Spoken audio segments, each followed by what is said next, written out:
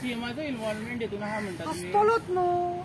अरे जो सीएम हांगा आझाद मैदानाचेर उपोशणाक बसले जाल्यार तांकां हे करूंक येयना.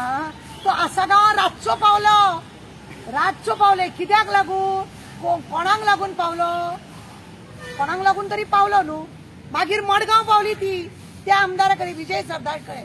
थंयसून भायर येता म्हणसर तिणी केस फाटी घेतले. म्हणजे प्रमोदान ताका सांगले का कितें विजया बाबा मातशे बायलेक जाग्यार उडय आमी मागीर पळोवया अशें बी म्हणून.